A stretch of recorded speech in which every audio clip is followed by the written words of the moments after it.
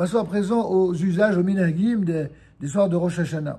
Le premier soir de la fête, à la fin de l'office, évidemment, chacun se congratule et se souhaite de bons vœux, tels que les Shana Tova, Tikatev ou Tikatevu, ou Tikatevu Lechaim, c'est-à-dire que vous soyez inscrite pour la nouvelle année, pour une bonne année, pour une année douce, etc. Une femme, on dira Tikatevi. Et au pluriel, Tikatevu Lechaim, que vous soyez inscrit dans le livre de la vie. Il ne convient pas d'employer, d'après le Rav ici, masculin, c'est quoi Tikatev. Tikatev au singulier, Tikatevu au pluriel. Et au féminin, Tikatevi et Tikatevu aussi au pluriel. Il convient de ne pas employer cette formule, d'après certains sages, après l'office du matin. Car celui qui est un juste parfait, un tzaddik gamour, il est dès l'entrée de la fête inscrit dans le livre de la vie. C'est pour ça que certains ne souhaitent cela que le soir et pas le matin.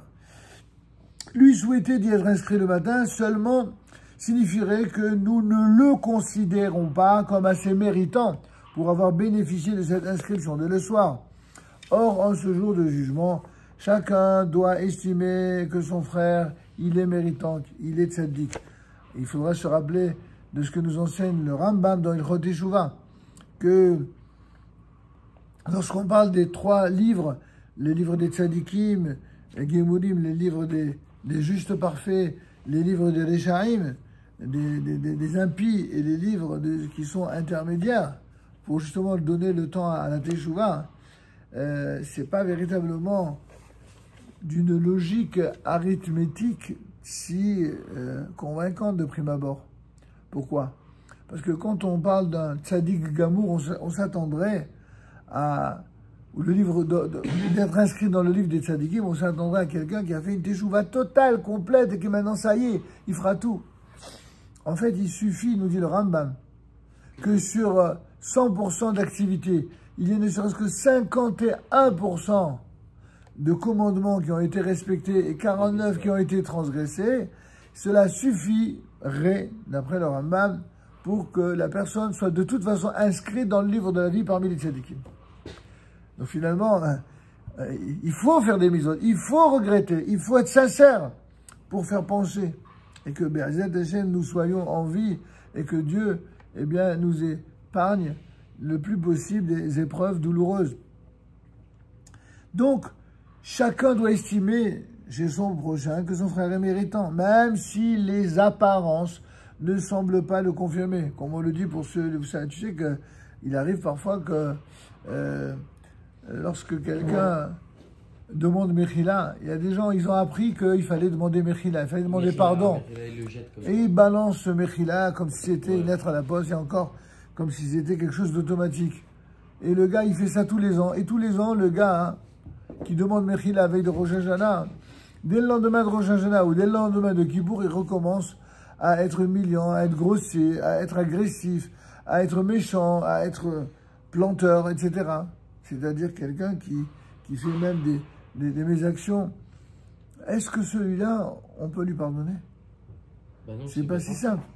S'il est sincère, oui, mais s'il ne l'est pas, c'est quelque chose qui n'est pas acceptable.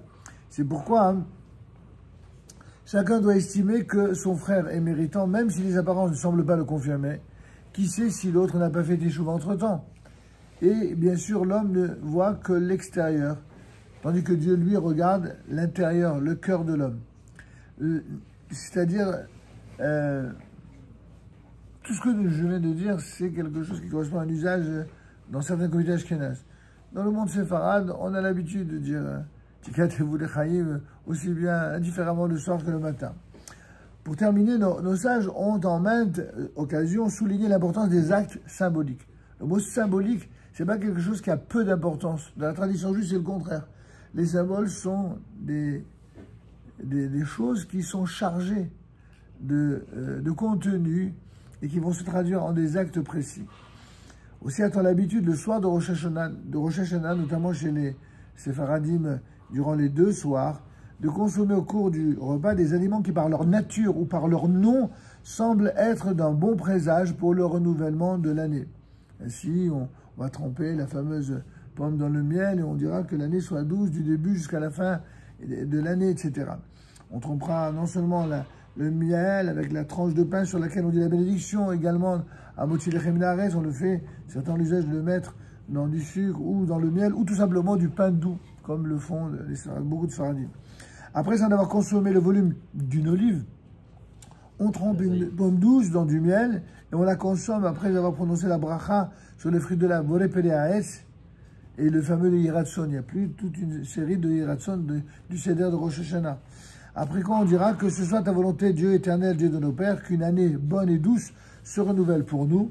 On a aussi l'habitude de consommer des légumes dont le nom en hébreu ou en langue étrangère semble également être d'un bon présage, notamment que Dieu taille en pièces nos ennemis. C'est ce que l'on souhaite chaque année pour Rosh Hashanah. Ceci à condition que le goût de ces mets soit évidemment agréable, ni amer ni aigre. On consomme également une tête de mouton ou de poisson.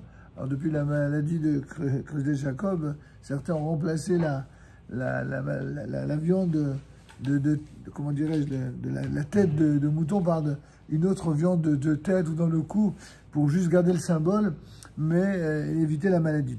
En tout cas, en fonction des conditions sanitaires, on peut garder évidemment le minag et en exprimant le souhait que nous soyons toujours à la tête et non à la queue. Effectivement, viser la tête, c'est-à-dire ici l'exemplarité, non seulement le pouvoir, mais l'exemplarité, c'est ce que dit le texte dans le Deutéronome 28:13. De façon générale, le poisson est un symbole de bénédiction pour Israël. Et par tous ces détails, nous créons un état d'esprit à la fois calme et confiant. En termes d'aujourd'hui, on dit détente, n'est-ce pas? Pour un ou pour un non, les gens ils disent détente, détente. Ils veulent se rassurer. Eh bien, cette détente-là, c'est justement ce qui doit nous inciter à la teshuva. Et surtout, nous devons éviter l'énervement, la colère et la contrariété inutile, car la colère, condamnable en tout temps, serait une véritable profanation de cette fête solennelle. C'est notamment en ces termes que s'exprime le Shulchan Aruch du grand rabbin Veil au chapitre 200. On évitera enfin de consommer le jour de Rosh Hashanah, selon les usages de nos frères ashkénazim, des noix ou des noisettes qui irritent la gorge, ce qui serait gênant à l'heure de la prière. Et de plus, c'est le mot égoz qui correspond aux noix, eh bien, à la valeur numérique de het, qui signifie le péché. C'est pour ça que symboliquement, certains ne les consomment pas, mais il n'y a pas d'interdiction, c'est juste un usage. Il ne convient en tout cas pas de mentionner la notion même de faute ce jour-là. Voilà, on passera, notre prochain chapitre, à la lecture de la Torah de Rosh Hashanah et à la sonnerie du shofar, qui sont les deux derniers éléments importants.